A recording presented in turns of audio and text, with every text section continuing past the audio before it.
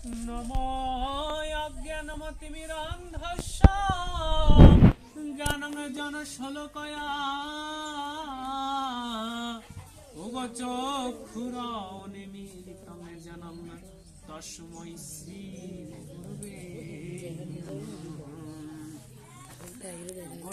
মূলং গুরুমূর্তি পূজামূলং গুরুপদ মন্ত্রমূলং গুরুবাক্যং মোক্ষমূলং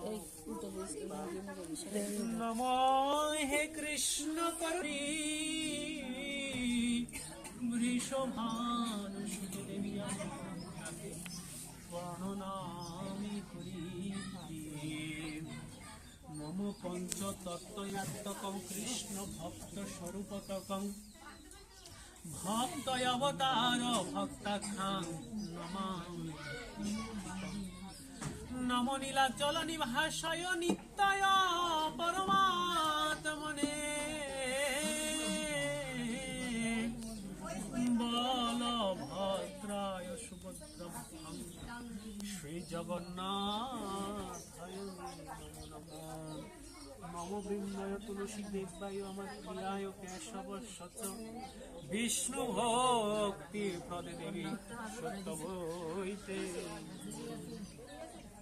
গৌরবে বাঞ্ছাকল্পতরুভশ্চ কৃপা সিন্ধুর্বৈব চ পতিতানাং পাবনেভ্যো বৈষ্ণবেভ্যো নমো গৌরবে গৌরবচন্দ্রায় আমার রাধিকায় স্তদলয়ে কৃষ্ণায় কৃষ্ণ ভক্তায় ভক্তায় গ্রন্থের আরম্ভ করি আমার মঙ্গলাচরণ গুরু বৈষ্ণব ভগবান এই তিনের শরণ এই তিনের শরণে হয় আমার বিনাশন অনায় হাস্যে পাই যেন আমি শ্রীকৃষ্ণের প্রেম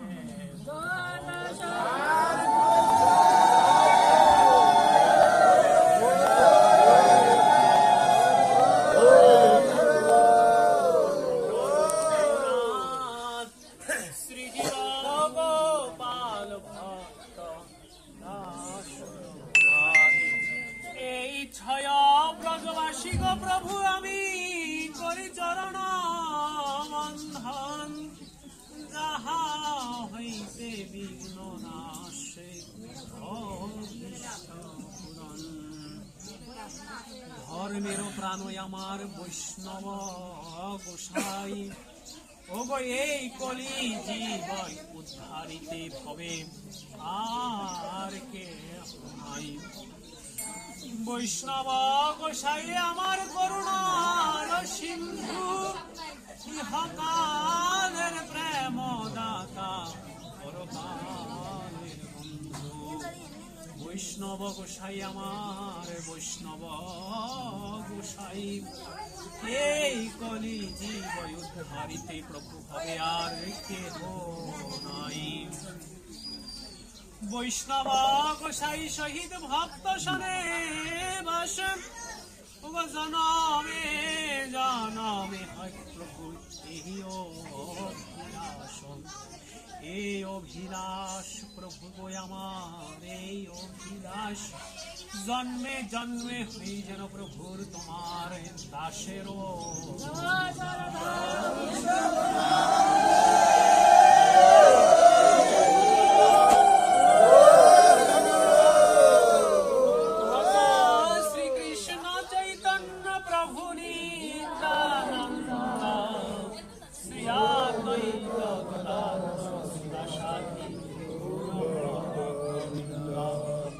কৃষ্ণ কৃষ্ণ কৃষ্ণ হরে হরে রাম রাম রাম হরে কৃষ্ণ কৃষ্ণ কৃষ্ণ হরে হরে হরে রাম রাম রাম হরে হরে হরে কৃষ্ণ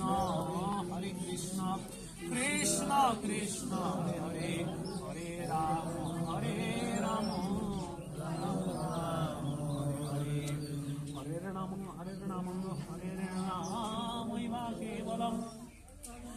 হয়ে নাস্তেইব নাস্তেইব নাস্তেইব গতিরন্যথা শ্রীগ্রন্থের মঙ্গলাচরণ করে সমাপন ওগো কৃপা করে সাধু গুরু বৈষ্ণবই আমার করয় অপরাধ মোচন।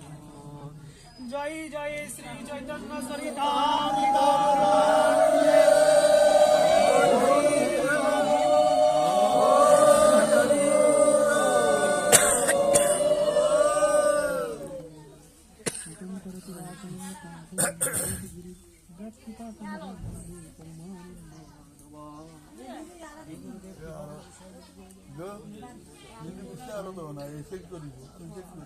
মালা পড়াইব, মালাগুলো নেন। মালা আসেনি, বৈষ্ণবরা আছে, বৈষ্ণবরা মালা পড়াইব। কই গো, বেশি আমি হাত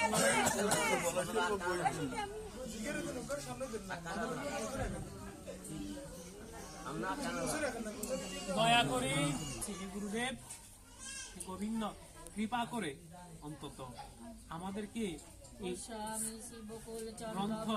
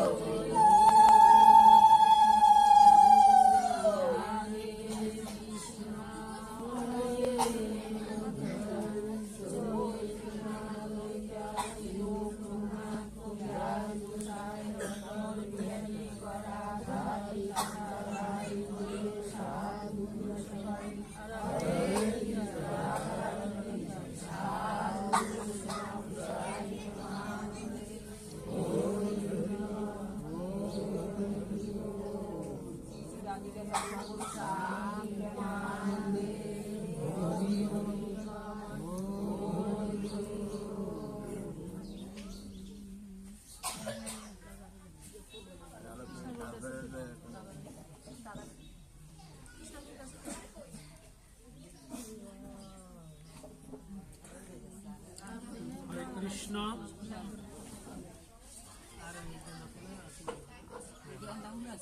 মালা কাটিল মালা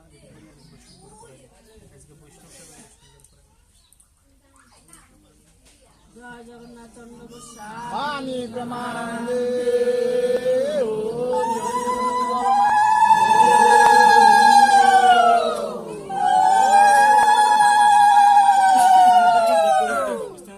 হরে কৃষ্ণ।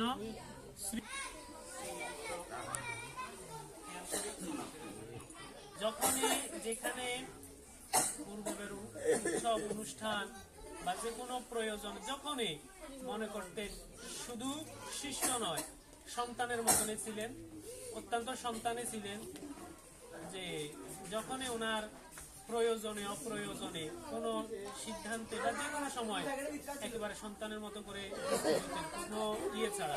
কারণ ভাগবতের মধ্যে একটা কথা বলে দিয়েছেন, শিষ্যবৃন্দ মাঝে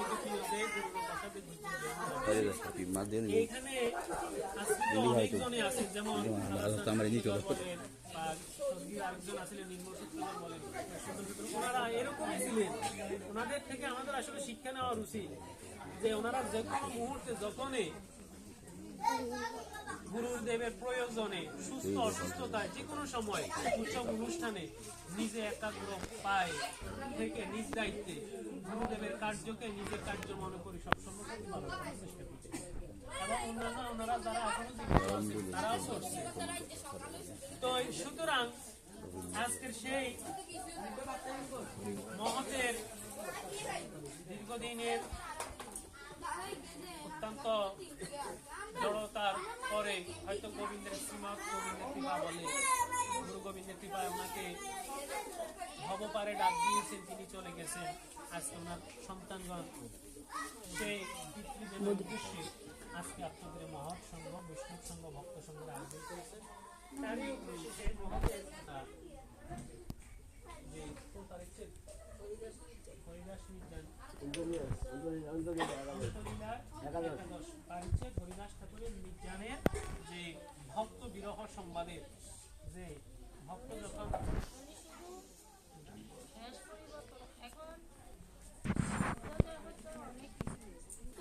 যে সিদ্ধ দেহ তাদের মধ্যে রয়েছে, আগে যে গুরু গোভাদির যে নিয়ম কানুন গুলো তারা পালন করছে, এই নিয়ম কানুন গুলো এখন আমরা সে শক্তিও নাই আর সে ভক্তিও নাই।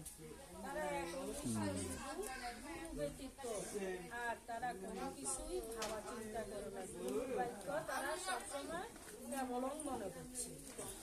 তাই বলে আজকে ওনার জন্য হরিদাস নির্যান লওয়ার প্রয়োজন। হরে কৃষ্ণ। তো আমরা গ্রন্থে যাই। গ্রন্থে শ্রী কৃষ্ণদাস কবিরাজ গোস্বামী অমৃত রচিত গ্রন্থে ওগো শ্রী চৈতন্য চরিতামৃতের 11 পরিচ্ছেদ ওগো নমামি হরিদাসং তং চৈতন্য তং চ তৎপ্রভু সমিস্তামপি জন্মতি সাংখ্যে কীর্তন নর্তযৎ। সেই হরিদাস ঠাকুরকে নমস্কার করি, তাহার শ্রী হরিদাসের সিদ্ধ দেহ ভূপতিত হইলে যিনি তা আপন করে, সেই হরিদাস ঠাকুর মৃতদেহ আপন করে স্থাপন করিয়া নিত্য করিয়াছিলেন সেই তার প্রভু শ্রী চৈতন্য দেবকে নমস্কার করি।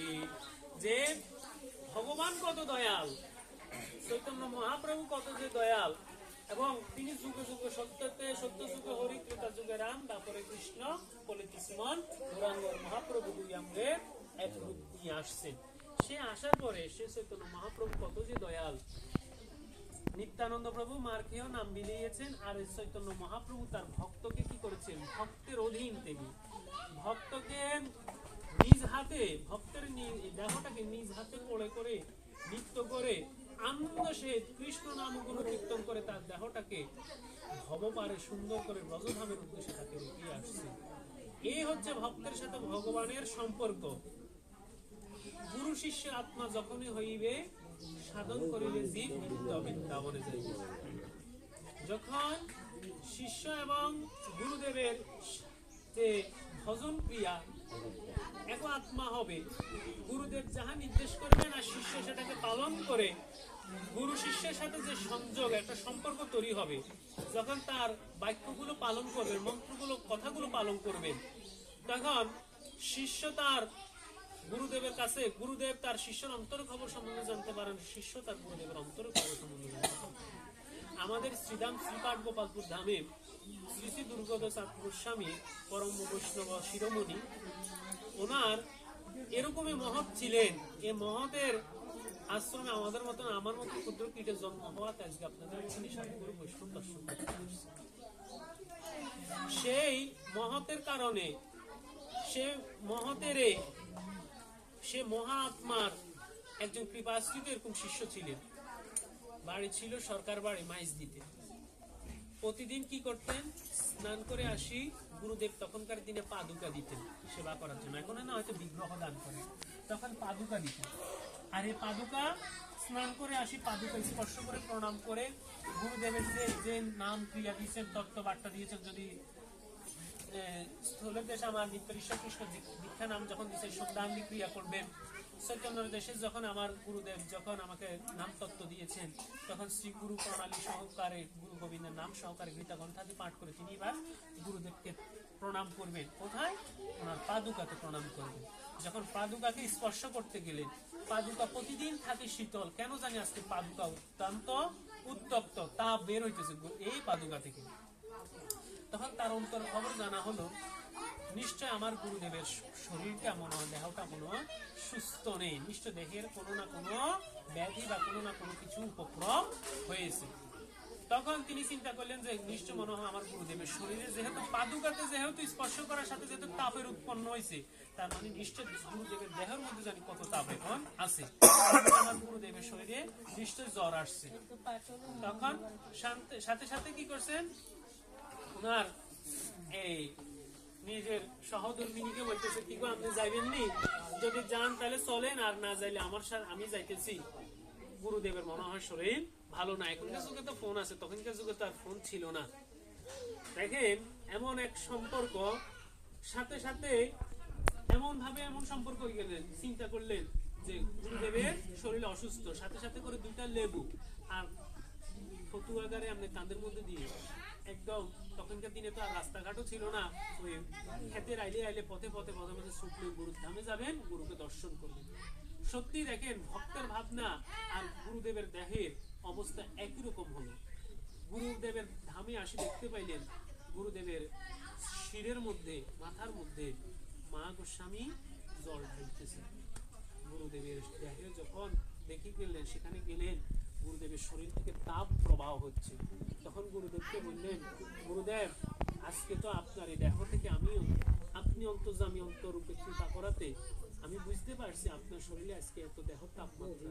তার জন্য আর একটি মুহূর্ত দেরি করি না, আপনাকে দেখার জন্য আমি ছুটে আসছি, আপনার দেহ জানি কেমন আছে।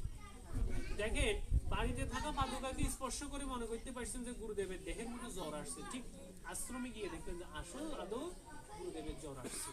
তাহলে এটা কিভাবে সম্ভব? তিনিও গুরুদেবের বাক্য পালন করেছেন, গুরুদেবের নিয়মিত কর্ম করেছেন। মন্ত্র সত্যম পূজা সত্যম সত্য এবং নিরঞ্জন গুরু বাক্য সদা সত্যম সত্যম এবং পরম পদ। গুরু বাক্যকে সদা সত্য জ্ঞান করে গুরুদেবের সাধন ভজন নিত্য ক্রিয়াদি কখনো বঞ্চিত করেন না। যেভাবে যাহা আদেশ করেছেন সেভাবে পালন করেছেন। কারণ ডাক্তারে যখন ওষুধ দেয়, রোগীটা ওষুধটা খাইতে হয়। ওষুধ যদি ডাক্তারে খায়, রোগীর কখনো অসুখ সারে না। তদ্রূপ গুরুদেবে কিন্তু তত্ত্ববার্তা রূপে মহা ওষুধ আমাদেরকে দিয়ে গেছে। আমরা যদি সেই ওষুধ যদি সেবন নিয়মিত না করি, তাহলে আমাদের দেহে থেকে ভবব্যাধি কখনো দূরীভূত হবে না। ডাক্তারে যদি ওষুধ খেলে যদি রোগী সুস্থ হইতো, তাহলে শিষ্যে যদি নাম তত্ত্ব লয় যদি গুরুদেবে মুখস্থ করলে সাহিত্য, তাহলে শিষ্যের কোনো ওই নাম তত্ত্ব নেওয়ার কোনো আর প্রয়োজন ছিল না। ডাক্তারের কাছে গিয়ে ডাক্তার দেখায় ওষুধ গ্রহণ করারও কোনো প্রয়োজন ছিল না। আপনার দেহের রোগ সাহিত্য হলে যেমন আপনাকে ওষুধ খাইতে হবে, তদ্রূপ আপনার যদি ভবব্যাধি থেকে, ভব সংসার থেকে যদি উদ্ধার হতে হয়, আপনার সাধন ভজন ক্রিয়াদি আপনাকে করতে হবে। আপনার ছাড়া আপনার কর্ম আপনাকে করতে হবে। আপনার কর্ম অন্য করলে সেটা দ্বারা আপনার গতি হবে না। তাই আত্মাকে না জয় গদাধর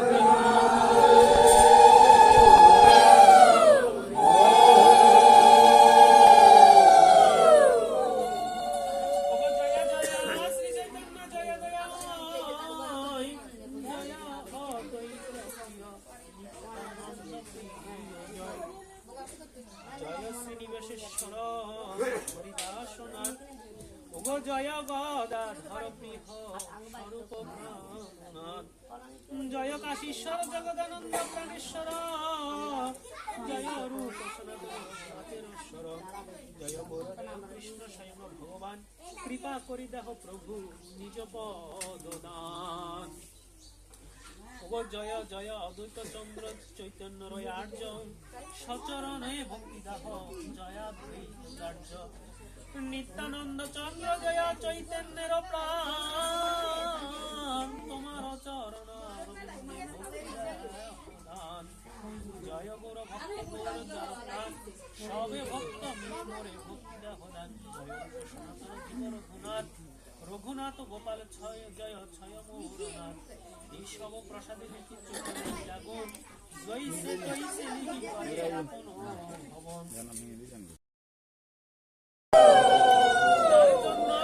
এই কারণে আগে বলে রাধা মাধব, রাধা কৃষ্ণ, কারণ আগে রাধা রানীর কৃপা ছাড়া কৃষ্ণ কৃপা পাওয়া সম্ভব নয়। তাই এই কারণে আগে প্রথমে হরি নাম যে করি, আগে হরণ করে কে? আমার মনটাকে তো শ্রীমতী রাধারানী আল্লাদিনী শক্তি হরণ করা ছাড়া আমার এই দেহ কৃষ্ণ সেবায় লাগবে না। দেখেন আদ্যশক্তি স্বরূপিণী শ্রীমতী আল্লাদিনী শক্তি, আল্লাদিনী শক্তি ছাড়া গোবিন্দ যেমন আল্লাদিনী শক্তি শ্রীমতী রাধা ছাড়া আমার কৃষ্ণ কিন্তু জগতে প্রকাশমান। তার জন্য তিনি কি হয়েছেন? তিনি এই দুই রূপে আবির্ভূত হয়েছেন। একই বলছে একই আত্মা দুই দেহ, তাদের আত্মা আনন্দ ভাবনা এক, কিন্তু তার দেহর ভাব দুইটা কিন্তু প্রকাশ হয়েছে জীবের এক জগতে লীলা বিলাস করার জন্য। এখন দেখেন শ্রীমতী রাধারানী হচ্ছেন আত্মশক্তি আর স্বরূপিণী আল্লাদিনী শক্তি। যেমন একটা আমাদের একটা চেক দিল, এই বিশ্ব সংসারে আমাদের একটা চেক দিল, চেক দেওয়ার পরে একটা খালি চেক দিল, খালি চেকের পিছনে আমরা বলছে একটা এক লিখে দিল। এখন এক লেখার পরে একের পিছনে যত শূন্য দিবেন, সকল শূন্যের দাম আছে। একের পিছনে একটা শূন্য দিলে 10 হবে, একের পিছনে দুইটা শূন্য দিলে 100 হবে, একের পিছনে তিনটা শূন্য দিলে 1000 হবে, 4টা দিলে 10,000, 5টা দিলে লাখ। আর তদ্রূপ যদি একটাকে যদি কাটি দেন তাহলে এই শূন্যগুলির কোনো দাম আছে? দাম নাই। তো তদ্রূপ বলছে আর এক আছে, হিসাবে যদি শূন্য না থাকে তাহলে ওই একের বেশি আপনি আর কিছু পাবেন না। তো তদ্রূপ গোবিন্দের সাথে আমার শ্রীমতী রাধারানীর সাথে যদি আমার গোবিন্দের সাথে যদি শ্রীমতী রাধারানী না থাকে তো বলছে এই বিশ্ব সংসার শূন্য হয়ে থাকবে। তার জন্য তিনি লীলারূপ প্রকাশের জন্য এই রাধা গোবিন্দ রাধা মাধব আগে দিয়ে রাধা নাম উচ্চারণ করা লাগে। দেখেন রুক্মিণী পর্যন্ত কার? গোবিন্দের স্ত্রী রুক্মিণী। রুক্মিণী পর্যন্ত গোবিন্দালয় পদধূলি দেয় নাই, সত্যভামা দেয় নাই, জাম্ববতীও দেয় নাই। কে দিছে? একমাত্র শ্রীমতী রাধা রানী দিছে। এই কারণে গোবিন্দ বিগ্রহের সাথে রাধা রানী থাকে, শ্রীমৎ গোবিন্দের সাথে সবসময় রাধা রানী থাকে। কেন না? কেন রুক্মিণী থাকে না? শ্রী গোবিন্দের তো স্ত্রী হয়েছে রুক্মিণী, কেন রুক্মিণী থাকে না? বলছে শ্রীমতী রাধা রানীর মতন প্রেম দিয়ে কেউ গোবিন্দকে এমন ভালোবাসে না এই পৃথিবীতে, আর এরকম কেউ নাই। তাই আগে দিয়ে আমরা যখন ধ্বনি দিই বলেন কৃষ্ণ ভক্তরা কি চায়? সুখ চায় না প্রেমানন্দ চায়? কৃষ্ণ ভক্তরা চায় প্রেমের আনন্দ, কৃষ্ণ ভক্তরা সুখ চায় না আনন্দ চায়? আনন্দ চায়। কি কারণে চায়? বলে সুখের পরে দুঃখ আছে। আপনি সংসারে যত কিছু করবেন সুখ করার পিছনে এটার একটা দুঃখ কষ্ট যাতনা আপনাকে করতে হবে। কিন্তু এই আজকের এখন এই আনন্দের বাজারে যখন আসছে আপনাদের কোনো চিন্তা নাই, সংসারে কোনো চিন্তা নাই, অন্য কোনো চিন্তা নাই। এখন আসছে শুধু একমাত্র মৃত্যু আত্মার উদ্ধার করার জন্য, কৃষ্ণ কথা ভাগবত শ্রবণ করার জন্য। এখানে আসলে সকল দুঃখ কষ্ট যাতনা সব কি ভুলে যায়। সে কষ্ট ভুলে আসছে কোথায়? আনন্দের বাজারে। তাই এই আনন্দের বাজারে আসার পরে আপনার সকল ভবব্যাধি সকল কিছু দূরীভূত হয়ে গেছে কিছুটা সময়ের জন্য। আর সুখের ঘরে গেলে সেখানে গেলে কষ্ট পাইতে হয় আপনাকে। কথাটা বুঝতে পারছি। তো তদ্রূপ সুখের পরে দুঃখ আছে, কষ্ট আছে, কিন্তু আনন্দের পরে কোনো এই যে এই প্রেম আনন্দের বাজারে আসার কারণে আপনার কোনো দুঃখ পেতে হবে না, কষ্ট পেতে পারবে না, আরো আনন্দ হবে। তার জন্য আমরা আগে দিন ধন্যবাদ বলি জয় জয় সাধু গুরু বৈষ্ণব গোসাই প্রেমানন্দে বলমন। কেন বলি? আমার সাধুর কাছে, গুরুর কাছে, বৈষ্ণবের কাছে যে প্রেম আছে সে প্রেম আনন্দটা যেন আমার হৃদয়কে স্পর্শ করে। আর যতক্ষণ পর্যন্ত আমার আনন্দ হৃদয়কে স্পর্শ করতে পারবে না ততক্ষণ পর্যন্ত কৃষ্ণ কথা আমার কাছে মধুর লাগবে না। এই আনন্দের বাজারটাও আমার কাছে প্রেম আনন্দ হবে না। তখন গান গাইতে কি আমার নিরানন্দ দূরে গেল প্রেমানন্দের উদয় করো, আমার নিরানন্দ দূর করো প্রেমানন্দের উদয় করো। কারণ প্রেমানন্দ যদি উদয় না হয় কৃষ্ণ কথা পরম প্রেম আনন্দিত হবে না। দেখেন কোন কোন সময় হরিনাম শুনতে গেলে, কৃষ্ণ নাম শুনতে গেলে হ্যাঁ করে দেখা গেছে শুনতে শুনতে এমন এমন আছে যেমন ভাবে বিভোর হয়ে গেছে। কোন একটা সুর শুনে আপনি নয়ন বারে বইতেছে, বইতে বইতে বইতে বইতে নয়ন বারে এত সুন্দর ভাবে বইতেছে। এখন দেখা গেছে কি হিসে দিয়ে একজন নির্ভুতজ্ঞা দিছে, দেখা গেছেন বেয়াই বাইক গেছেন কৃষ্ণ মানে নিজের বাড়ির অনুষ্ঠান হতো একটু কীর্তন শুনতেন হারেন না গেছেন কোনায়, হয়তো দেখা গেছে আপনার একজন বিয়ের বাড়ি গেলেন, হ্যাঁ বুঝেননি, ভবের বাজার গেলেন, সেখানে কীর্তন চলে, কীর্তন শুনতে গেছেন। যাই হোক রাতে 10টা 11টা 12টা বাজে কীর্তনের সুর সুন্দর একটা দল উঠলো, আপনি নাম শুনতেছেন, শুনতে শুনতে দেখা গেছে খুব আপনি ভাবে বিভোর হয়ে আসে। কৃষ্ণ নামটা যত শুনতেছেন আপনি হৃদয়ের মায়ের বাড়ি তত বইতেছে, কিন্তু হিসে দিয়ে আর বিয়ে গুটা দি বললেও কিও উঠতেন ননি মানে বিয়ে তো ঘুমাই যায়, রাখতে দূরে যা আছে সেবা করে উঠি যান, শুনতে নেবেন সমস্যা ঘরে গেল কীর্তন হয়ে যায় দিলেন নেই ওনার কৃষ্ণ নামের ব্যাঘাত ঘটায়। তাহলে চিন্তা করতে হবে কি যখন যে কোনো ব্যক্তি কৃষ্ণ নাম শুনে ভাগবত কথা শুনে তার ব্যাঘাত করা উচিত নয়। এখন কোনো সময় কৃষ্ণ নামটা শুনতে শুনতে এমন এমন সুর আছে, এমন এমন ভাব আছে, যখন আপনার প্রেমকে হৃদয়কে যখন স্পর্শ করে আপনা আপনি ভাবে আপনার নয়ন জলে বাহিত হয়। অন্য কোনো সময় আপনি নাচেন না, কিন্তু কৃষ্ণের এই আনন্দের বাজারে আসলে আপনার দুবাহ তুলে নৃত্য করতে ইচ্ছে হয়, কারণ প্রেম আনন্দ আপনার হৃদয়কে স্পর্শ করছে বলে আপনার প্রেম আনন্দ।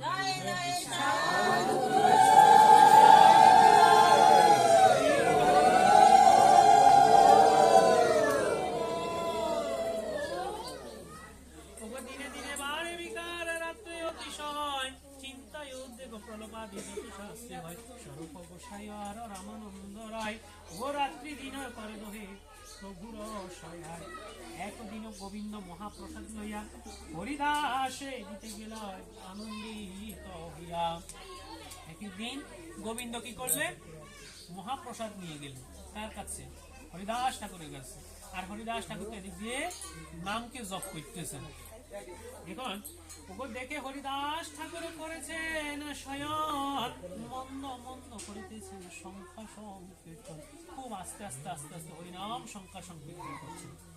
গোবিন্দ কহে উঠে আসি কর ভোজন, ওই হরিদাস কহে আজি করিব লঙ্ঘন।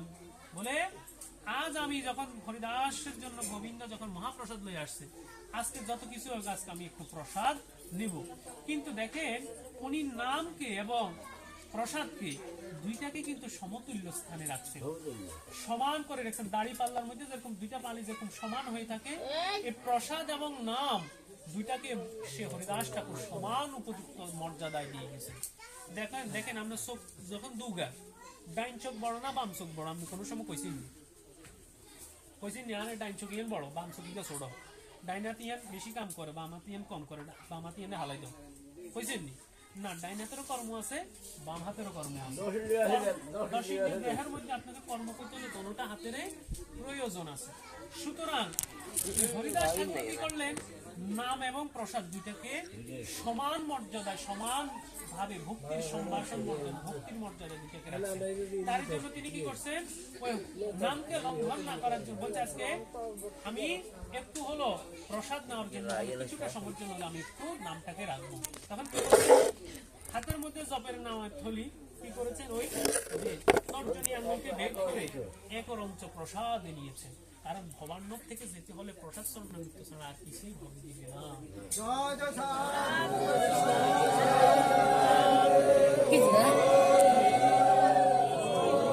ভক্তবৃন্দের ওষুধ দেয় দিতে হবে। ঠিক করে দিস না, যখন বাচ্চা হয় 6 মাস পর্যন্ত মেয়েদের আর ছেলেদের হচ্ছে 6 মাস 180। আপনারা কি করেন, মায়ের দুধ খাবা, অন্য অন্য দুধ খাবা, অন্নদান করবেন। যারা সত্য সঠিক তারা গুরু গোবিন্দর ভোগ রাগ দিয়ে তারা গগনে কি করে, একটু কৃষ্ণ প্রসাদ। কৃষ্ণ প্রসাদ কেন দেয়, যেন এই জিহ্বাটা কৃষ্ণের নাম করতে পারে। আর কি করে, এই জিহ্বা দিয়ে যেন সে নিত্য যেন সবসময় একটু কৃষ্ণ কি নিয়ে এত ব্যস্ত, কি কয় যে চন্দ্রমিত্র এখন লোবেন না, নাকি না এটা অপরাধ করে। চন্দ্রমিত্র থাকবেন, দ্বারে থাকি সেখানে এক গুপি দিবে চন্দ্রমিত্র, এক গুপি দিবে তিলক, আরেক গুপি দিবে কি ধূপবাতি। ওই সেখানে ওই 3 গুপিয়ে দাঁড়াইয়ে এ সাধু বৈষ্ণবকে আহ্বান করে, এই নববৃন্দাবনে আহ্বান করবে। কিন্তু আপনারা যে চন্দ্রমিত্র এখানে নেন, কিন্তু এই চন্দ্রমিত্র তো আপনি যখন নেন তখন তো আপনার এটা উষ্ট, কারণ আপনি যখন খাবেন তখনই উষ্ট, তখন আপনি যন্ত্র ধরবেন, মাদল ধরবেন, যে কোনো একটা জিনিস ধরবেন, তখন কিন্তু জন্য উষ্ট। কিন্তু আপনারা যখন যেখানে যাবেন 3 জন গুপি সেখানে থাকবেন, এক গুপিয়ে তিলক দিবে, এক গুপিয়ে চকি দিবে, চন্দ্রমিত্র দিবে, আর গুপিয়ে থালে আর ধূপে নিয়ে তাকে আহ্বান করে নববৃন্দাবনে কি করবে, আসবে। কথা বুঝছেন? কারণ আমি নবদ্বীপ থেকে নববৃন্দাবনে আসেনি, এখানে নববৃন্দাবনে আসি কি করেন, একটু কৃষ্ণ কথা শুনে নেন, একটু সাধু বৈষ্ণব দর্শন করে নেন, একটু হরির নাম করে নেন। কিন্তু দেখা যাক আমরা এগুলোরে একটু ব্যতিক্রম করি ফেলাই, আমরা এগুলো ব্যতিক্রম করি ফেলাই। আমরা চক্রে পান দিই, চক্রে আমরা চন্দ্রমিত্র দিই, চক্রে আমরা তিলক দিই, এগুলো কিন্তু চক্রে দেওয়া উচিত নয়। চক্রে নবদ্বীপে হয়েছে এগুলো, বুঝছেন? আজকের থেকে যদি ভুল না কাটেন জীবনে শুধু ভুল ভুলে যাবেন, আর কখনো গোবিন্দরে এভাবে সমান ইয়াতে কখনো সেবা দিবেন না। কারণ আমি ওখানে এসব ভাবতে বসে আমি এখন এখানে কি আপনি অন্য সেবা দিতে পারবেন না, কোনো কিছু দিতে পারবেন, একটা তো সামনে একটা কিছু দিতে হবে, তত ভগবানকে সেভাবে দিবে। উনি কিন্তু বলছে আমি সর্ব সৃষ্টি করেছি, কিন্তু আমি নিয়ে খেতে পারি না। ভক্ত যেভাবে আমাকে দিয়ে দে আমি সেভাবে গ্রহণ করি, তো আমি তুচ্ছল তাচ্ছল্য ভাবে যদি গোবিন্দকে দেন, গোবিন্দ কিন্তু সেটা গ্রহণ করেন না। তদ্রূপ আপনি ছোট যেরকম প্রসাদ অন্য প্রসাদ দিয়েছে, আর এই প্রসাদ নিয়ে আর মনে হয় আর জীবনে প্রসাদ চন্দ্রমিত্র কইছে যে ঘরে গুরুর চন্দ্রমিত্র না থাকে সে গৃহ নরকুণ্ড হয়। বলে কি শ্মশান ঘাটে কে থাকে? দেবের দেব মহাদেব থাকে, সেখানে পরম বৈষ্ণব থাকে। কিন্তু আর যেখানে এই চন্দ্রমিত্র গুরু পদধূলা, গুরু কথা যে না কর্ণে না শুনে, গুরু বাক্য যে না পালন করে, তার মতন পাপিষ্ট এই জগতে আর নাই।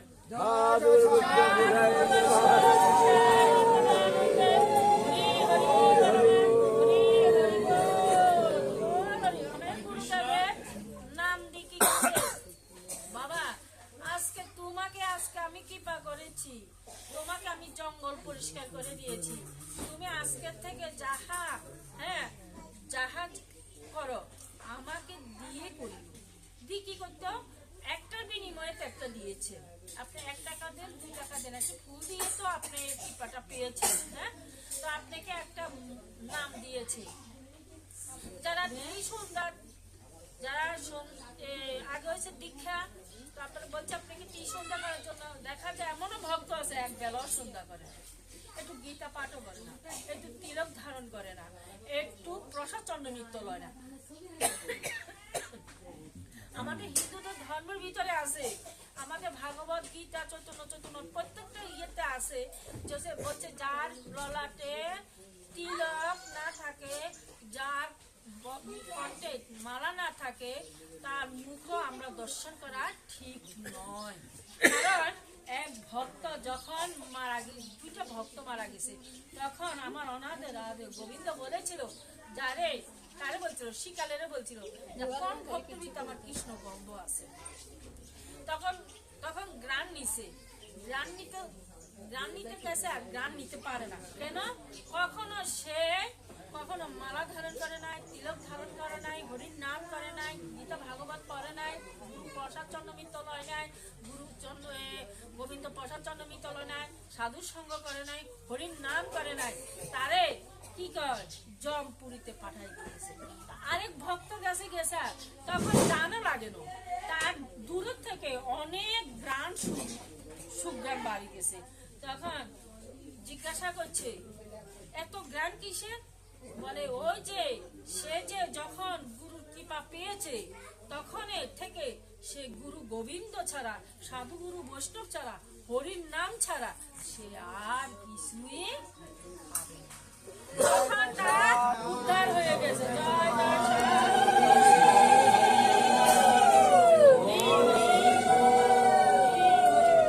হরে কৃষ্ণ।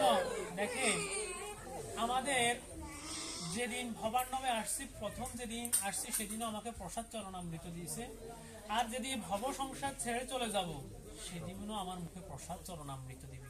না দিবে টাকা, সারা জীবন অর্থ উপার্জন করেছেন, টাকা উপার্জন করেছেন, পয়সা উপার্জন করেছেন, দালান কোঠা করেছেন, সব কিছু করছেন, গাড়ি বাড়ি সকল কিছু করছে, সেদিন আপনার মুখের মধ্যে না দিবে একটু স্বর্ণের শাক, না দিবে টাকার কোনো পদার্থ, না দিবে পয়সা, কিছুই দিবে না। সেদিন তাড়াতাড়ি করে আপনাকে একটু প্রসাদ চরণামৃত দিবে। কেন দিবে? জানে ভগবান এই পৃথিবীর ভব সংসার থেকে যাওয়ার সময় যিনি অন্তত দেহ থেকে প্রসাদ চরণামৃত যদি দেন, ওই পরমটা যখন বের হয়ে যাবে অন্তত একটু প্রসাদ চরণামৃত নিয়ে এসে কিন্তু ব্রজধামের উদ্দেশ্য হবে। দেখেন, নবদ্বার দেহপুরে আমাদের ঘরের এই দেহ ঘরের দরজা কয়টা? 9টা দরজা আছে। যেমন দেখেন, আপনি যখন বাপের বাড়িতে যখন যায় মায়েরা বা কোথাও বেড়াইতে যান, ঘরের পিছনের দরজা জানালা যা আছে সকল দরজা জানালা বন্ধ করি, এবার সামনের দরজাটার মধ্যে তালা লাগাই, তারপরে বের হয়ে যায়। তদ্রূপ আপনার দেহ থেকেও যেদিন পরম যখন বের হয়ে যাবে সেদিনও আপনার এই 2 কর্ণ, এই ঘরের জানালা, চোখ, এই আপনার দরজাগুলো, চোখ, নাসিকা, মুখ, পায়ু, উপস্থদ্বার সকল দরজা বন্ধ করে দিয়ে পরম বের হয়ে যাবে আপনার এই দেহ থেকে। শূন্য দেহটা এখানে পড়ে থাকবে। পরম যে যাবে, এই পরমের কাজ করলে পরমে না যাই, পরমের স্থানে যাই উপস্থিত হবে। যদি আমি পরমে কর্মগুলো না করি তাহলে আমরা পরমে কোথায় যাবে, কোন স্থানে যাবে? অবশ্যই। হ্যাঁ, নরক আর কি। নরক তো একটা না, 28টা নরক আছে। ওই হাসপাতাল একাশি উঠবে। 81 কুণ্ড ভাগবতে আছে 28টা আর কি। আমরা 81 নম, আরো বহুত আছে, কিন্তু 28টা হচ্ছে সবচেয়ে কঠিনতম কঠিনতম 28টা নরক। কিছু মানে ভাগবতের মধ্যে 28টা বলে গেছে, তার চাইতে আরো অনেক অধিক রয়েছে। আবার নরক যেমন একটা হাসপাতালে গেলে আপনি এক্সরে করতে হলে এক্সরে রুম আছে, তারপরে আল্ট্রাসোনোগ্রাফি করতে হলে আল্ট্রাসোনোগ্রাফি রুম আছে, তারপরে দিয়ে আপনার সার্জারি করতে হলে অপারেশন থিয়েটার আছে, ডাক্তার দেখাইতে হলে চেম্বার আছে। আবার দেহের মধ্যে কানের ইএনটি ডাক্তার মানে চক্ষু কর্ণ নাসিকার ডাক্তার এসে আলাদা, নাক চোখ কান গলা, তারপরে দিয়ে মেডিসিনের ডাক্তার আলাদা, হার্টের ডাক্তার আলাদা, কিডনির ডাক্তার আলাদা। এই হাসপাতালটার মধ্যে যেরকম অনেকগুলো ডিপার্টমেন্ট আছে, এই নরকের মধ্যেও ঠিক অনেকগুলো ডিপার্টমেন্ট আছে। কর্ম অনুযায়ী যে যেখানে করছে সেই ডিপার্টমেন্টে যায়, সেটার ফল প্রাপ্ত হবে। হরে কৃষ্ণ। যে কথায় আসছে নবদার দেহপুরের মধ্যে যেদিন পরম যখন বের হয়ে যাবে, সেদিন অন্তত প্রসাদ চরণামৃত ছাড়া আর কিছুই নিতে পারবে না ভবসংসার থেকে। তাই যতক্ষণ হবে যখন আমার পরম যায় হয় না নি, আমরা যখন আমার অন্তিমের কাল চলে আসে, বলে তোরা আর কাঁদিস না রে, একটু পয়সা চরণামৃত দে, একটু তিলক দে, পাশে বিন্দাজি দে, একটু গীতা দে, আর তুলসীর নাম কর, একটু হরির নাম কর, আমার গুরুর নাম স্মরণ কর।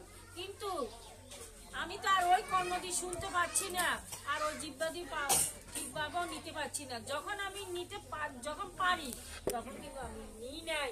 তাই বলে অনেকজনে দেখিয়ে অন্তিমের সময় অনেকজনকে বসার জন্য মৃত্য দিলে বের হয়ে যায়, হয় না? হ্যাঁ, কারণ হয় কেন, ওই যে সে আগে থেকে নেয় নাই, তার জন্য এখন তার অন্তিমের সময় এই জন্য বের হয়ে যায়। মাথা থেকে অনেকজনে ঘুম আসে, লবণে কিন্তু পোকা ধরে না, বৃষ্টিতে কিন্তু পোকা ধরে। তদ্রুপ ভাগবত একটা অমৃত, একটা মধুময় জিনিস, সেটাতে আমাদের নিদ্রা আসে। সেখানে কেন নিদ্রা আসে জানেন? ওই আমাদেরকে পিঁপড়া কামড়, বুঝছেন? তার জন্য এই শ্রবণের সময় এইভাবে ঘুমান। এই ঘুমটা কিন্তু আমার কাল আপনাকে শ্রবণে বাধা দিতেছে, শুনতে বাধা দিতেছে, ঠিক আছে নি? আপনার শুনতে দিতেছে না। তো সুতরাং দেখেন, মায়াময় সংসারে কেউ কারো আপন নয়।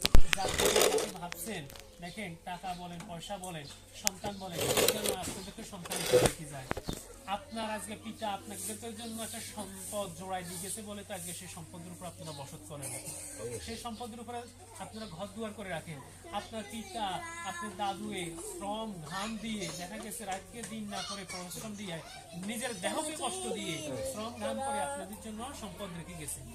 এখন আপনারা সন্তান হিসাবে সন্তান হয়ে যদি এই পিতৃদেবের উদ্দেশ্যে দেখে প্রসাদ চরণামৃত যদি বিতরণ না করে, তিনি তো ওই সে স্বর্গধামে যখন যমদূতে বললেন, শ্রীমদ ভাগবতের মধ্যে পুরঞ্জন রাজা যখন নরক দর্শন করতে গেছেন, তখন তাকে যমরাজ বলতেছেন, তুমি তো তোমার প্রিয়াকে রেখে আসছিলে, স্ত্রীকে রেখে আসছো, সন্তানকে রেখে আসছো, কই তারা তো তোমার জন্য একটু প্রসাদ দিচ্ছে না, তোমার জন্য উদ্ধারের জন্য এমন কোনো বস্তু দান করছে না, তোমাকে আমি কিভাবে উদ্ধার করব?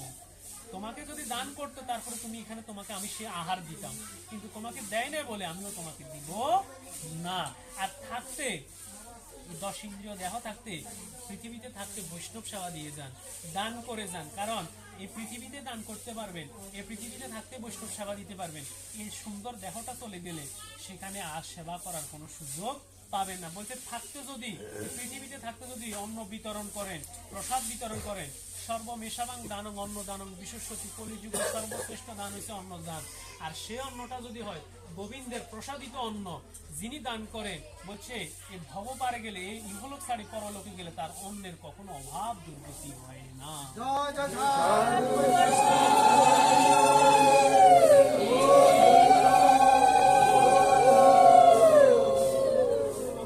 এতদিন গোবিন্দ মহাপ্রসাদ দিতে গেলায় আনন্দিত হইয়া দেখে হরিদাস ঠাকুর করেছে শয়ন, মন্দ বন্ধ করিতেছে শঙ্কা সংকীর্তন। গোবিন্দ কহে উঠে আসি করহ ভোজন, হরিদাস কহে আজ করিব লঙ্ঘন। শঙ্কা সংকীর্তন নাহি পূজে, কি মতে খাইব, মহাপ্রসাদ আনিয়াছ কেমন উপেক্ষিত। শঙ্কা সংকীর্তন যে মা বাবা যে আমাদের জন্য সম্পদ রাখি গেছে, এখন আমার মা বাবার জন্য আমার তো যখন আমার একটি সন্তান হতে গেছে, প্রভুর কাছে বলছি, প্রভু গো আমাকে একটা পুত্র সন্তান দাও, আমাকে পুত্র সন্তান দাও। কেন পুত্র সন্তান দিতে বলছে? আমার পুত্র সন্তান আমার ক্রিয়া কর্মগুলো করবে। আসলে আমরা অনেকজনে কৃষ্ণ ভজন, যারা যারা কৃষ্ণ ভজন করেন, যারা আমরা চৈতন্য রাধারানী ভাব নিয়েছেন, তারা কিন্তু বছর চার্য করে আর কিন্তু চার্য ক্রিয়া করাটা আমাদের উচিত নয়। তখন কিন্তু ও মৃত্যু দিবস উপলক্ষে আপনি ওই একটু সাধু বৈষ্ণব সেবা করালে, গুরু গোব্বাদির ভোগ বিরাজ দিয়ে তাকে যদি একটু প্রসাদ দেয়, সে কিন্তু ওই সেখানে ওই মতে বসে সেখানে আরাধনা করে, আমার কখন জানি একটু প্রসাদ আসবে। আজকে যখন প্রসাদ দিবে তখন নারদে তার জন্য প্রসাদ নিয়ে যাবে। যখন প্রসাদ নিয়ে যাবে, যে যে কর্ম করেছে সে সে কর্মস্থানে যা পৌঁছে, তো অন্যজনে কেউ বলবে কি আমাকে একটু প্রসাদ দাও না, বলে আমি কিভাবে প্রসাদ দিব, আমার কি কয় যে পুত্র প্রসাদ পাঠাইছে, আমি প্রসাদ নিচ্ছি। তো তখন ওই আমার মতন পাপী যারা আছি, তখন গাড়ি বাড়ি টাকা পয়সা ধন দৌলত সব রাখি গেছি, কিন্তু ছেলে সন্তানকে শিক্ষা দিনেই যে বাবারে তুই আমাকে একটু আমার তিথি উপলক্ষে গুণের, আমরা সারা দিন খাই, আমরা খাই, কিন্তু আমরা যখন মৃত্যু হয়ে যায় তখন কিন্তু আর আমরা আহার করি না। ওই কবে আহার করি?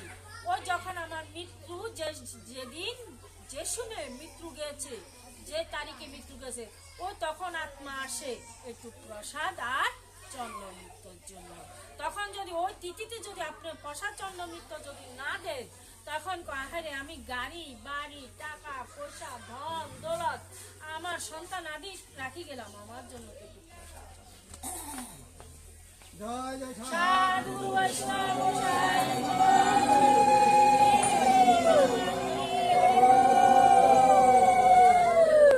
আর গুরু, যখন আপনি গুরু যখন জীবিত থাকে, যখন আপনি গুরু ধামে আছে, কিন্তু দেখা যায় আপনি গুরুকে একটু জানান না, একটু গুরু ভোগ দিতে, গুরু ভোগ রাগ দিতে একটু আপনি বৈষ্ণব একজন দিয়ে দিয়েছেন, কিন্তু গুরু বিগ্রহের সামনে দিয়েছেন, গুরু কি সেবা করছে না করছে সেটা আমি চর্মচক্ষুতে আমার দেখার মতো শক্তি নাই।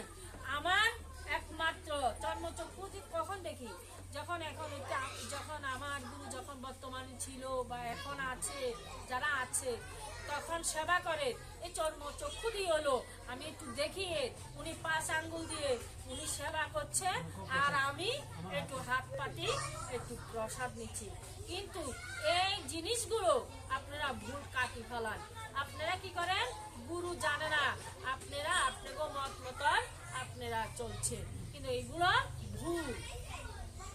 অন্তত আসক বা নাই আসক, একটু হলো জানানো আমাদের কর্তব্য যে আমি আজকে একটু ভোগ দিমু, বা আপনি আমাকে একটু প্রসাদ চন্দ্রমিত, যদি গুরু সম্ভব হয় আসবে, নইলে আজ্ঞা দিবে যে তুমি একটু ভোগ রাখবো, তুমি একটু প্রসাদ চন্দ্রমিত। তো তখন বলছে কি আমাদের এই দেহগড়ের আত্মা কটা? 5টা। ভূতাত্মা, জীবাত্মা, পরমাত্মা, আত্মারাম, আত্মারামেশ্বর। যেহেতু 5টা আত্মা আছে, 5টা আত্মার আহারও নিশ্চয় আছে। তো ভূতাত্মার আহার হচ্ছে কি? ভূতাত্মার হচ্ছে বহু ভোজন বা ভুড়ি ভোজন। যেমন দেখা গেছে কি মানে ভূতাত্মার এমনও হয় খাইতে না চাইলো পেটে ক্ষুধা নাই, কিন্তু চোখের তৃষ্ণা মনের তৃষ্ণা আর একটু খাই আর একটু লই, যেমন টাকা পয়সা রয়েছে এরপর চাকি আরো বেশি হওয়ার জন্য, তার আহার কখনো তৃপ্ত হয় না। কিন্তু আজকে আপনার বাজার বারে আপনি সেবা খান ধরছেন বা ইয়া করছে, কেন যাবো? হ্যাঁ, আমার যদি মনের স্বাদ থাকে, আমার যতই সমস্যা থাকুক না, আমার গুরুর ধামে যায়া আমি একটু প্রসাদ চন্দ্রমৃত্য লবু বা এখানে সাধু বৈষ্ণব আমাকে আহ্বান করছে, আমি সেখানে যাইয়া একটু প্রসাদ চন্দ্রমৃত্য লবু, তাহলে আপনার পরমাত্মা খুশি হয়ে যায়। এরপরে দিয়ে আসছে কি এবার জীবাত্মার আহার। জীবাত্মার আহার কি? জল আহার। তখন যেমন দেখেন একটা মানুষ পৃথিবীতে থাকতে কিন্তু গলা শুকাই গেলে জল আহার করতে হয়, কি কারণ? জীবাত্মার চেতনা আসার জন্য। এখন মানুষ যখন মৃত্যুকালে মুমূর্ষু অবস্থায় পড়ে তখন সাথে সাথে কি দেয়? জল। তাড়াতাড়ি করে জল দেয়। আত্মা শুকাই যায়, মানে তার দেহের মধ্যে সব শুষ্ক হয়ে যাচ্ছে। এরপর আসছে কি পরমাত্মার আহার কি? বায়ু বায়ু, বক্ষণ। বায়ু, বায়ু। কোন বায়ু সে বক্ষণ করে? বায়ু রক্ষণ। এখন দেখেন এই পৃথিবীতে সকল প্রসাদ আছে, সকল প্রসাদ ধরাও যায়, ছোঁয়াও যায়, স্পর্শ করা যায়। যেমন আপনারা যদি অন্য প্রসাদ দিয়ে আপনি হাত দিয়ে লইছেন পঞ্চ আঙ্গুল দিয়ে, সেটা বুঝতে পারেন। চরণামৃত লইছেন হাতের তালুতে, তাও বুঝতে পারছেন। কিন্তু এমন একটা প্রসাদ আছে যেটাকে ধরাও যায় না, ছোঁয়াও যায় না, কিন্তু এটা কিন্তু আপনার দেহ ঘরের মধ্যে প্রবেশ হচ্ছে। নাম নাম সেটা হচ্ছে কি? একমাত্র হরিনাম সংকীর্তন আর শ্রীমদ ভাগবত কথা, কৃষ্ণ কথামৃত প্রসাদ। কৃষ্ণ কথা প্রসাদটা কোথায় দিয়ে ভক্ষণ হয়? কর্ণমূলে ভক্ষণ হয়। কি রূপে? বায়ু রূপে আপনার দেহের ঘরের মধ্যে কি হয়? ভক্ষণ হয়ে থাকে। আর এই যখন পরমাত্মার যখন আহার হয়, দেখেন আমরা ওই আমাদের দেহের মধ্যে জীবাত্মা ভূতাত্মার কথাই নিয়ে সারাদিন চলাফেরা করি, কিন্তু পরমাত্মার আত্মা রামাত্মা রামেশ্বরা বাকি তিনজনের কথা কখনো মনে থাকে না। দেখা গেছে কি একটু ভাগবত শ্রবণ করলে কি হয়? পরমাত্মার বায়ু বক্ষণ হয়, পরমাত্মা একটু প্রসাদ পায়। কৃষ্ণ কথা শোনার জন্য এই কারণে প্রয়োজন, পরমাত্মার আহারের জন্য। আর হচ্ছে কি আত্মারামের আহার কি? হরির নামামৃত। নামামৃত কেমন? যেদিন একবার নাম নিলে যত পাপ করে, জীবের কি সাধ্য আছে তত পাপ করে। সেদিনই তো আমার গুরুদেব একবারে তো সেই নাম কর্ণের মধ্যে শুনিয়ে দিয়েছে। আর দেহ ঘরে থেকে বলছে, অদ্যাপি যত পাপ করেছে সকল পাপ আমি গ্রহণ করলাম, অদ্যাপি থেকে পরবর্তী পাপের সকল কার্য তোমাকে নিজেরটা নিজে বহন করতে হবে। সেদিন আত্মার আহার করে দিলেন আমার গুরুদেব। আর আত্মা রামেশ্বরে আমার শ্রীমতী রাধারানী রসের ঘরে নিয়ে আমাকে শ্রী চৈতন্য দেবের শ্রী চৈতন্যের রস আস্বাদন করে দিয়েছেন যখন আমরা চৈতন্য দেশে গিয়েছি। এটাই হচ্ছে আমার পঞ্চ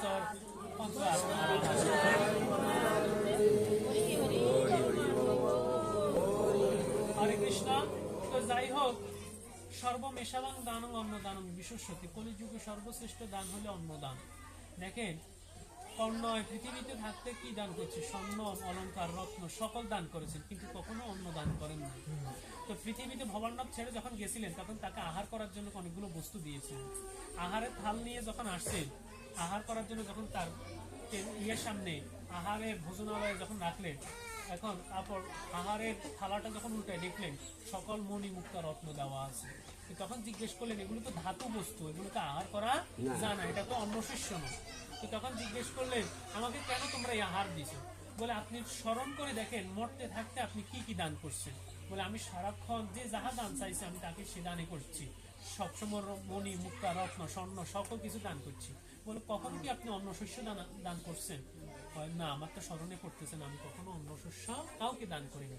বলছে, আপনি যাহা দান করেছেন তাহাই পাবেন। এই কারণে অন্তত কলিযুগে অন্তত আমাদের উচিত এই অন্নদান, অন্ন প্রসাদ অন্তত আমাদের মধ্যে বিতরণ করার জন্য। যাই হোক, আপনাদের পিতৃদেব পরলোকগত হয়েছেন। আজ গুরুদেব গোসাই বকুলচন্দ্রের কৃপায়, তিনি ওনার কৃপার কারণে, যার কারণে পরিচয় দেখেন, গুরু কৃপাহি কেবলম। আজকে ওনার উদ্দেশ্যে গুরুদেবের বাড়িতে বা ওনাদের শিষ্যদের উদ্দেশ্যে আসতেন, যার কারণে 10 জন ভক্তবৃন্দ দর্শন পাইতেন। তো একজন গুরুদেব একজনে যদি আয়োজন করে 10 জনে তার দর্শন করার সৌভাগ্য পায়, একজনের আয়োজনে 10 জনের সৌভাগ্য পায়। তো দেখেন, আজকে আপনার গুরুদেব কৃপা করার কারণে আজকে আপনি সাধু হয়েছেন, কীর্তনিয়া হয়েছেন। আপনি যখন চৈতন্য ঘরে যান, চৈতন্য হোক আর দীক্ষাই হোক, যখন আমি মালা গলা থাকে বা তিলক থাকে, তখন অন্য আমার মতন একজন ভক্ত যদি আপনাকে দেখে, উনি দূর থেকে গেল, উনি তো আমার মতন একজন কৃষ্ণ ভক্ত বা উনি আমার একজন জাতি ভাই, তখন কি কর? হরে কৃষ্ণ, হ্যাঁ হরে কৃষ্ণ। তো দেখেন, তখন আমার মা বাবার কথা জিজ্ঞাসা করে না, জিজ্ঞাসা করে আমি গুরুদেবের ছিপাট কোথায়?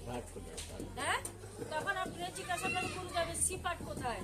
আমি গুরুদেবের স্বরূপ কি, জগৎ স্বরূপ কি, যখন বলে বকুলচন্দ্র, তো আমিও যদি বকুলচন্দ্র, তখন আমরা কি করি?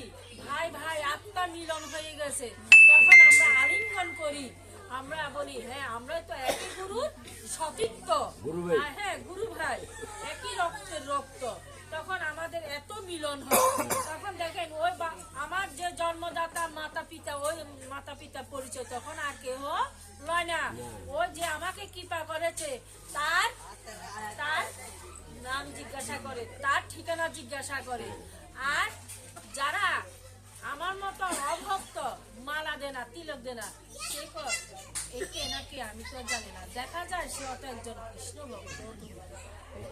তদ্রুপ আপনারা অন্তত একটা মালা তিলক দিয়ে এ দেহের একটা অ্যাড্রেস রাখিয়ে, একটা অ্যাড্রেস রাখিয়ে, তাহলে যা একই গুরু জগৎ গুরু, মন্নাথি জগন্নাথ মদ্গুরুচি জগৎগুরু মময়াত্মা সর্বভূতাত্মা তস্মৈ গুরুবে নমঃ। সর্বগুরু কিন্তু আমার জন্য শ্রেষ্ঠ। তো যে যার গুরু হোক, মালা তিলক যখন দেখে তখন সে বলে আমার মতন সেও একজন কৃষ্ণ ভক্ত, সে আমার সম্বন্ধে জানে। জয় জয় সাধু বৈষ্ণব।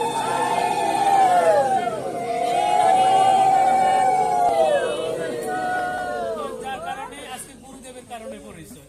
সুতরাং তো যেমন গুরু কৃপাই কেবল আজকে থেকে নাম নেওয়ার আগে 10 বছর আগে 15 বছর আগে আপনি ছিলেন কোথায়, আজকে আসছেন কোথায়? কার কারণে? গুরুদেবের কারণে।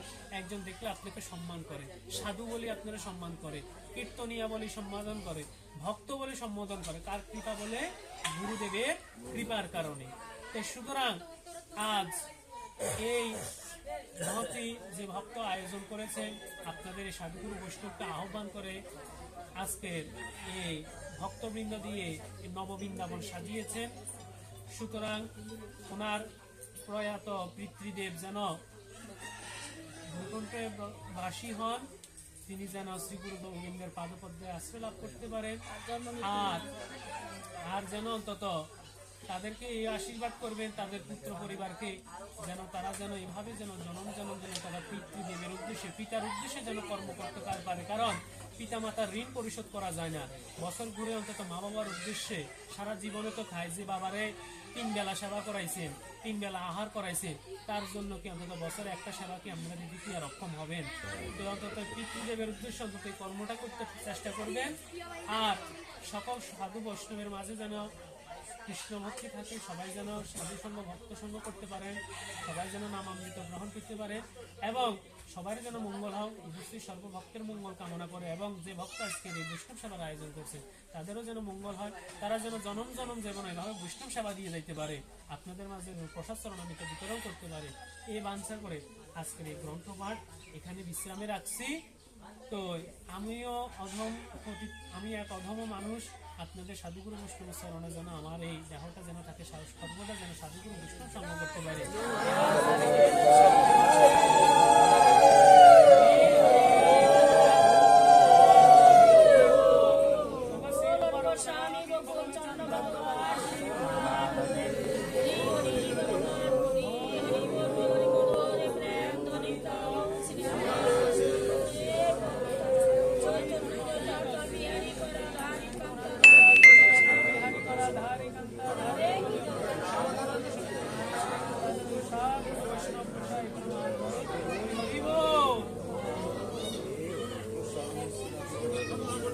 Pramanande